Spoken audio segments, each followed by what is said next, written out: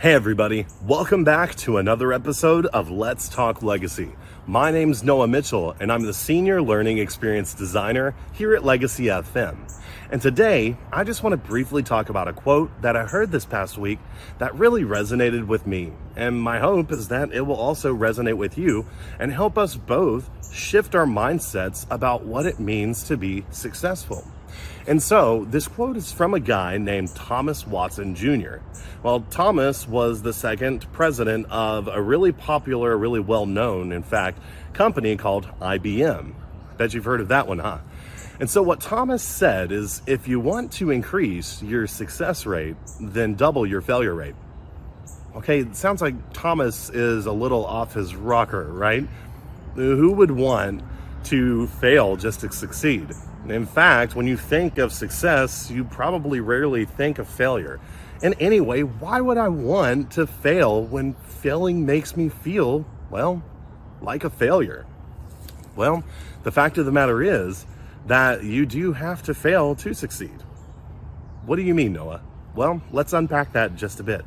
Anytime we look at successful people that have had successes in their life, they generally tout several failures that led them to that point. So it was almost like they had a plan and they figured out how to get there, but they had to iterate that process in order to, place stepping stones to reach up to that success eventually.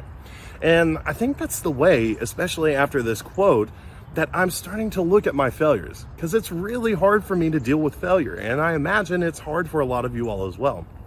Well, why don't we all start looking at failures as iterations of success?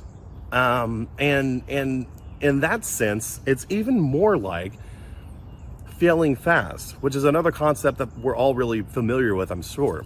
So if we think as failures as iterations, then to fail fast means that for each iteration, we learn as much as possible about what went wrong or what we could have done better. And then we start the next iteration until eventually we get to something that looks more or less like a success, right? So there you go. That's really about all I have for you. I want to try and keep this video short because I know I have the propensity to talk extemporaneously and drag things along. So anyway, why don't you give that quote a look, think about it, reflect on it, leave some comments or post some comments below to let us know what you think, what's your take on the quote, or maybe you can elaborate a little bit more on it. We would absolutely love to hear from you on it. But otherwise, have an awesome week. We'll see you next time.